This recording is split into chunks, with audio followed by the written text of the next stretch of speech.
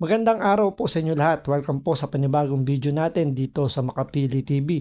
Ngayon ito, pag-usapan po natin itong pagde-declare po ni Mayor Baste Duterte ng war on drugs sa Davao.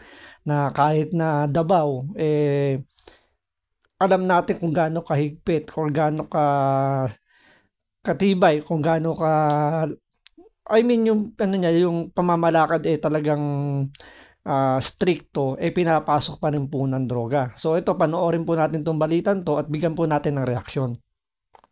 Pinaiimbestigahan na ng PNP ang serye ng anti-drug operation sa Davao City kung saan 7 ang napatay matapos umanong manlaban. Ilang araw lang yan matapos magdeklara ng drug war si Mayor Baste Duterte. Nasa frontline ng balitang yan, si Brian Basa. Kung hindi kayo aalis, hindi kayo titigil, papatayin ko kayo.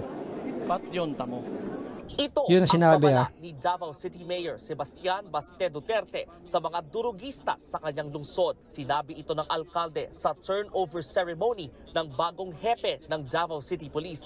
So tandaan po ninyo, ang winarningan dito ni Mayor Baste, yung mga durugista o yung mga nagbebenta ng droga. Hindi po yung winarningan dito yung mga law-abiding citizen po, yung mga sumusunod sa batas. So ang binibigyan ng warning po dito ni Mayor Baste yung gumagamit o yung may mga drug-related na koneksyon sa droga. So yun pa, malinaw na malinaw.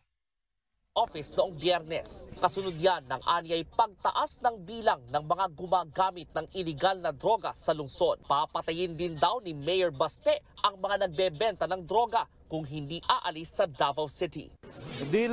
Hindi ko afford na masira ang pamilya, ang mga community dahil dyan for your self-venture. Kung gusto mo lang yumaman tapos magbenta ka ng droga, at sisirain mong ibang tao because your greediness, papatayin talaga kita. Pagkatapos niyang sabihin, so parehas na parehas po yung mga binitawan niyang salita nung panahon ni Pangulong Duterte nung naupo siya sa pagiging Pangulo. So yun po yung namimiss ngayon ng ating mga kababayan na merong kumbaga may drive, ano ba yung plano tungkol sa war on drugs.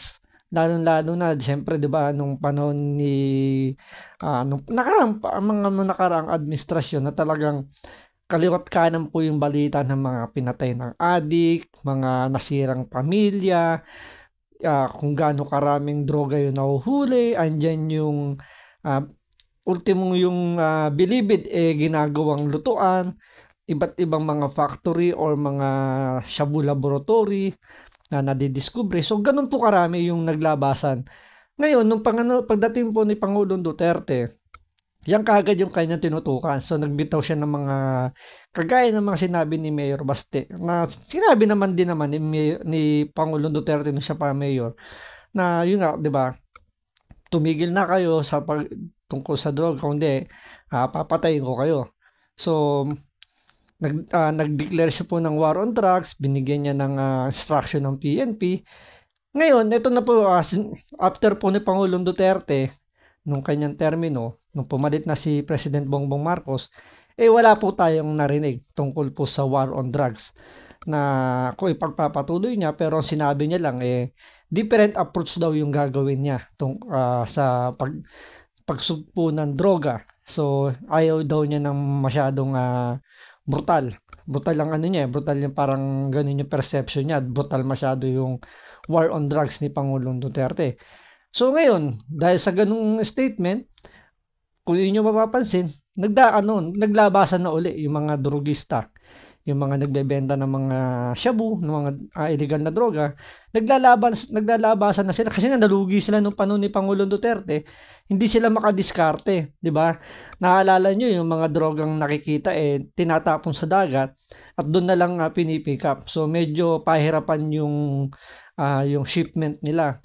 Ngayon, kaliwat kanan po ngayon yung mga nabibiling mga droga ngayon, mga, di ba, mga nare-raid. So nagbabalikan. So eto si Mayor Baste, kahit na yung Davao sabihin natin talaga napaka-stricto at alam naman nila yung mga Duterte ayaw sa droga, pinapasok pa rin yung kanilang lungsod. So ito, nag-declare na po si Mayor Baste. Yung nga sabi sa balita, pag-declare, 7 kaagad yung namatay sa mga gumagamit or may drug related. At 17 daw po yung mga arestado. So kung titingnan nyo, napakaganda naman nung ang ganda nung figures na yan, mas marami yung sumuko o yung mga naaresto kaysa dun sa 7 namatay lang. Yun nga lang, ang medyo binibigyan ng rito ng balita is yung mga namatay after nung pag-declaration ni Mayor Baste. So ito yung mas binibigyan ng kulay. Tuloy natin. Ng alkalde noong Biyernes, 7 drug personalities ang namatay sa magkakahiwalay na buy-bust operations. 17 naman ang naaresto. Pero giit ng Davao City Police, normal na operasyon at walang kinalaman ang banta ni Mayor Baste sa sunod-sunod na patayan. May 7 nanlaban during the operation, sad to say. Hindi namin ginusto ito na makaano kami during buy-bust operation.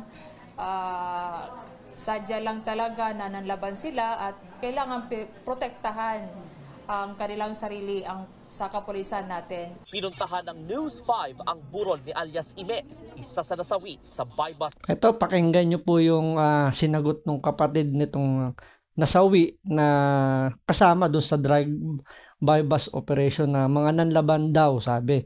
So, panoorin, pakinggan nyo po yung sasabihin po nung kapatid.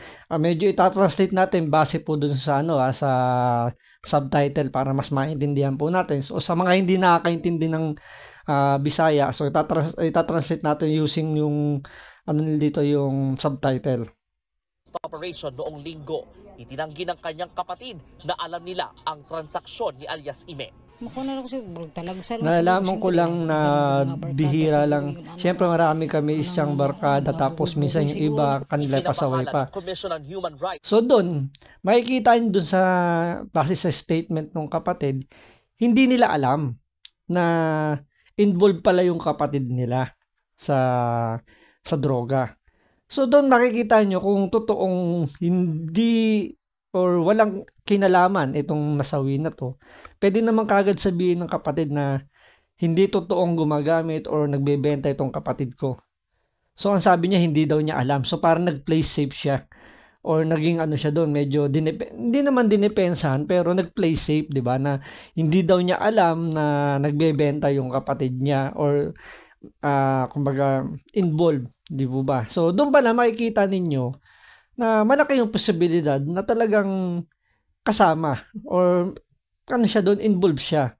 Kaya kung pakinggan nyo yung niya, parang wala siyang galit na ganun yung nangyari. Dahil alam niya na kagad yung sinabi ni Mayor Baste, 'di ba, napapatayin kapag hindi kayo umalis sa Davao at tinuloy niyo yung pagbebenta ng droga, papatayin kayo. So tanggap nila. Alam nila na may kalalagyan sila kapag hindi nila itinigil. So, yan yung naging yan yung naging resulta lang nung kanilang pagmamatigas na hindi sila sumunod dun sa pinag-uutos ni Mayor Baste. Pero ito yung Commission on Human Rights na alam naman natin na isa to sa mga may init sa mga Duterte, especially no panahon ni Pangulong Duterte, di ba? Ito yung bakbak ng bakbak sa administrasyong Duterte nung tumataas na yung insidente ng mga namamatay na addict, mga drug lord, mga small time na drug lord, basta may related sa drugs. So, sila yung unang naging defender ng mga namatay na mga may involved sa droga. Pero, ang nakakasama lang kasi ng loob dito sa CHR na to, paano naman yung mga biktima nitong mga durugistan to? Yung biktima ng mga drug lord na to. So, siyempre lahat yan magkakakonekta yan. Kung di naman kasi magbebenta ng mga drug lord, hindi gagamit ng mga addict na to. So, yung mga addict na to, kung hindi sila bumili, hindi sila maaning, hindi sila pakakapatay ng mga inosenteng kababayan natin. Especially, ang nakakalungkot kasi rito, kung ang napinsala nila o napatay nila rito is kabataan na, alam nyo yun, nagpupursiging mag-aral para may angat yung kanilang kabuhayan, kanilang pamilya. sila mismo yung pumapatay mismo, hindi lang doon sa estudyante o sa mga individual na mga kabataan buong pamilya nila yung apektado once na yun nga ganun yung nangyayari. Siyempre mataas yung ano nila mataas yung kanilang pangarap na siyempre alam naman natin sa Pilipinas talagang kapag alam niyo yun nakapag-aral, so malaki na expectation nila lalo na kung nasa kolehiyo na. Tapos ganun mangyayari na biglang magkakaroon ng ganyang insidente na tinapos yung buhay. So hindi lang yung estudyante, yung bata na talaga nagpupursige yung dun yung parang pinatay nila. Kasama na rin yung pamilyang umaasa na siyempre, 'di ba, andun yung nila na eto na yung mga pwedeng magbago ng kanilang kabuhayan dito sa anak nila. Siyempre, nakakasama ng loob na parang imbis na yun ang tulungan ng CHR na law-abiding citizen, ang mas parang binibigyan nila ng prioridad yung mga hindi sumusunod. 'Di ba? Alam naman natin na ang paggamit ng droga, ang pagbebenta ng droga is labag po sa ating saligang batas. Pero parang yun pa yung mas binibigyan nila ng karapatan compare sa mga biktima. So yun, 'di ba? Maraming nagtatanong, maraming question sa CHR na biktima nitong mga involved sa droga na bakit ganun?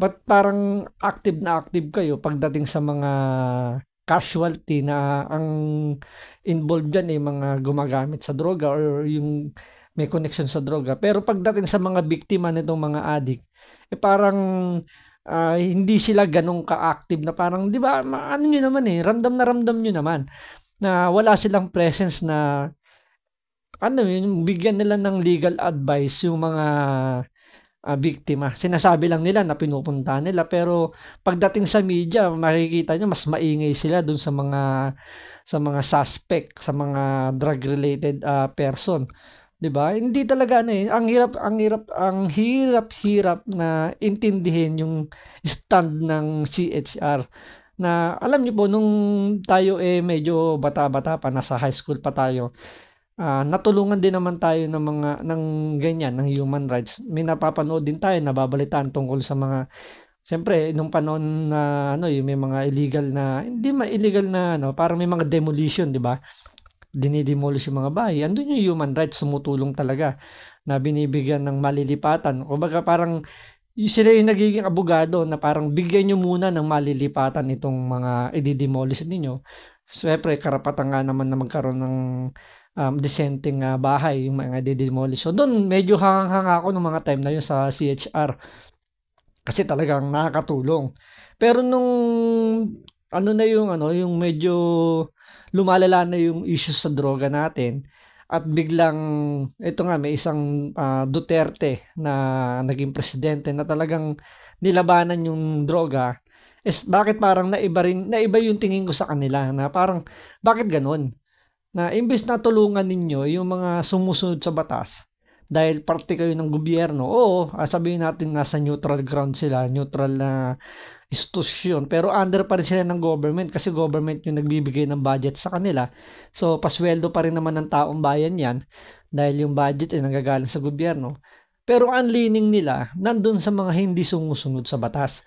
'Di ba? Yun lang naman yung nakakalungkot dito sa CHR na hindi parang hindi patas, hindi sila patas tumingin ng kanilang, alam niyo yun, yung dapat mas bigyan nila ng prioridad yung mga biktima compare dun sa mga suspect na pinaniniwalaang bigyan pa rin nila ng tama naman yung gagawin, magkaroon ng investigasyon, bigyan nila ng tingnan yung side ng kabila, pero dapat mas bigyan nila ng diin yung mga biktima mismo ng drugs. Di po ba? Hindi yung antimano, parang ang dating yung pulis kagad ang may kasalanan. Na alam naman natin na ba trabaho ng pulis, di ba? To serve and to protect. Siyempre, naturalmente, may pamilya rin naman yung mga yan. Siyempre, once na nakaramdam yan ng peligro sa buhay nila, ng danger sa kanilang siyempre, iisipin nila yung pamilya nila na paano yung anak ko, paano yung misis ko, pag may nangyari sa akin.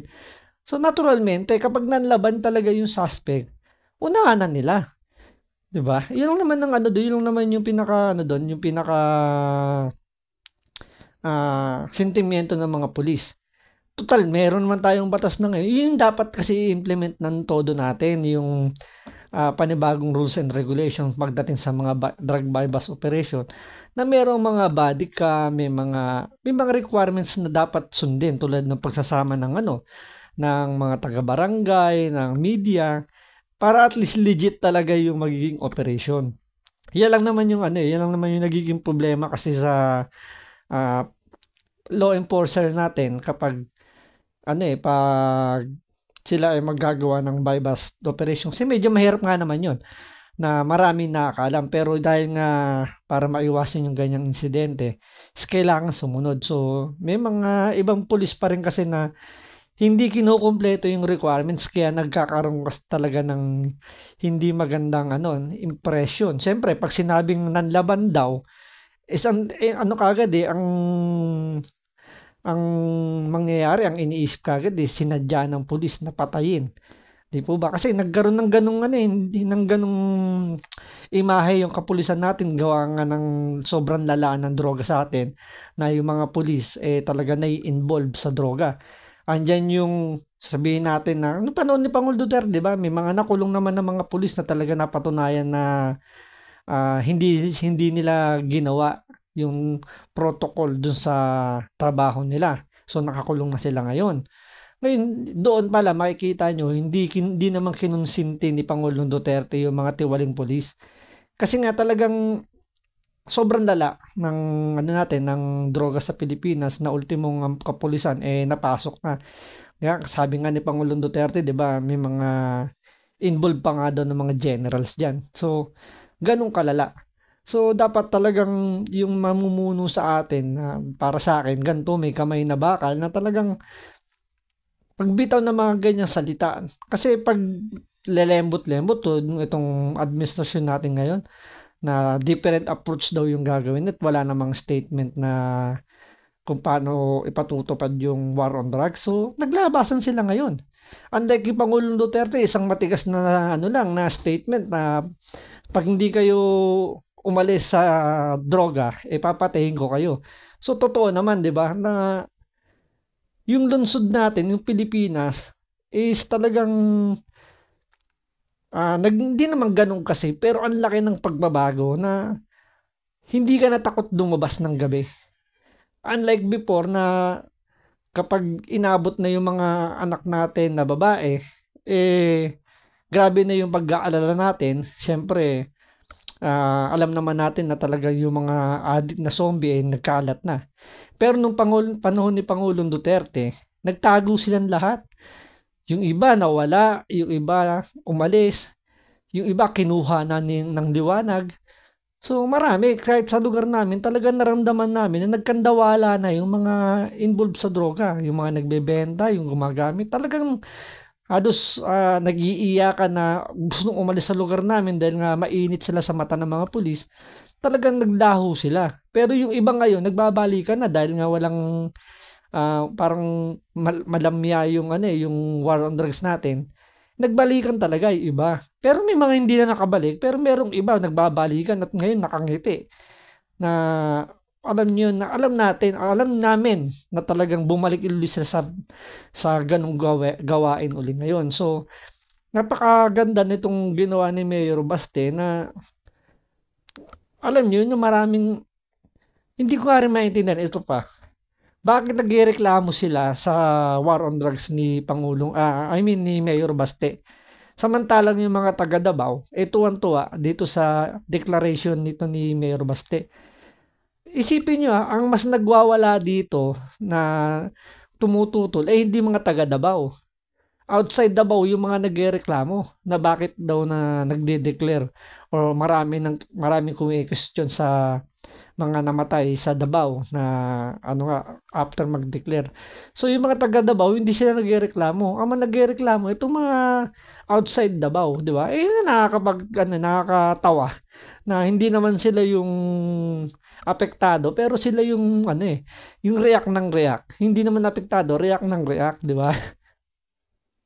killings ang pagdedeklara ng drug war ni Mayor Baste. Iimbestigahan daw nila ang drug killings. Mag-iimbestiga rin ang PNP. Pansamantala munang inirelieve sa pwesto ang mga kasamang pulis sa operasyon. Yung mismong city director, nakausap ko din po personal kanina, si Police Colonel Richard Badang, at sinasabi po niya at pinaninindigan po niya na legitimate naman po itong police operation. Pagsunod po sa police operational procedure at syempre yung mga required witnesses na dapat ito pong tatlong elements po na ito ay dapat present. Bukas naman daw. So yun, tama naman yung ginawa ng PNP na yun naman yung protocol talaga nila kapag nagkaroon ng investigasyon na kinwestiyon yung ganyang operation is nire-relieve talaga yung mga pulis na involved dun sa senaryong yun para syempre sa hindi maka-impluwensya dun sa investigasyon. Pero sana yung kapulisan natin, especially itong PNP, sana maging mas matibay kasi yung nila, yung mga statement nila na mas pinapanigan yung mga pulis. Especially kung alam naman nilang nasunod yung mga requirements na sinasabi nga ni Madam Spokesperson na ang alam ko, yung tatlong element na yun, kailangan naka-body camera, may kasamang media, may kasamang barangay official or barangay basta representative na gano'n. So yun yung mga mga element na kailangan kasama kapag nagkakandak ng bypass operation, which is medyo mahirap lang gawin. Siguro sa part ng mga pulis. Kasi sa akin, kung titingnan nyo, medyo mahirap. Kasi kailangan kung gagawa ka ng ganyang operation, mas konti yung nakakakita or nakakaalam, mas nagiging successful. Unlike nung marami nakakaalam, mas nasusunog yung yung operation. Kasi nga, ang daming mong kailangang bigyan ng instruction kung ano igagalaw nila para di makahalata itong mga involved sa droga. Siyempre, the more na maraming nakakaalam is the more na nagiging na sumasablay, na nahalata. Siyempre, yung mga addict na yan, itong mga drug lord na yan, talagang mga tamang hinala yan. So, konting makita lang nilang merong kakaiba, aning na. So, pero yung pa rin, at still, kung yun ang requirements para mawala yung mga agam-agam na tungkol dyan sa sinasabi natin mga itinataob na lang doon ng mga pulis na tungkol sa war on drugs na yan. So, kailangan lang talaga nila i-comply yung mga requirements na yan para at least safe yung mga kapulisan natin. Kaya nga, pag pansinin nyo, kapag nagkakaroon ng putukan, yung ibang pulis natin, kahit na marunong bumaril, mas ginugusto na lang nila mag-warning shot Kasi mas natatakot silang putukan o barilin yung suspect kasi once na yan, napuruhan nila. Kasalanan kagad nila. So, antimano, pwede silang marilib kagad. So, siyempre, may mga pamilya yung mga yan. Sila lang naman yung inaasahan. Mas gugustuhin na nilang mag-warning shot na lang. Kahit na alam nyo yun na positive. So, kumbaga mahuhuli na nila at tumakas nga lang ng laban. Yung iba nagdadalawang isip na lang na barilin na lang. Yung iba nagko-cover na lang, parang bahala na sila makatakas. Okay lang yun. Kaysa naman mabaril ko to, mapuruhan ko. Ako pa makukulong. Ako pa yung uusigin. So, may mga ganong thinking yung mga kapulisan natin. Kasi may mga kaibigan naman tayong mga pulis na may mga kaibigan din, mga tambay na may kaibigan pulis. Yun yung nakikwento sa kanila kapag nagiinuman sila. Yung nga doon ng mga nababanggit ng mga kaibigan nilang pulis na mas gusto yun na lang nila mag-warning shot o wag na lang silang hayaan na lang nila makatakas kapag nakatunog. Kasi nga, kaysa naman habulin nila, makipagputukan sila, alam niyo yun, mas sila yung dehado. Kaya, di ba, parang sa part ng pulis, napakahirap ng judgment call na gano'n na mangyari. Na pag andun ka na sa sitwasyon na yon, mas gugustuhin mo na lang na wag mo nang gamitin yung baril mo or kung kinakailangan kang pumutok, mag-warning shot ka na lang. Kaysa naman na, di ba, na yung pamilya mo naman yung mag-suffer sa pagkakawalan mo ng trabaho, sa pagkakadismiss mo, di ba? Yun yung pinakamahirap sa part ng kapulisan natin. ang Davao City Police sa investigasyon. Sa datos ng PNP, 28 na ang namatay sa drug operation sa Davao simula noong Enero. Higit 400 naman ang arestado. Nagbabalik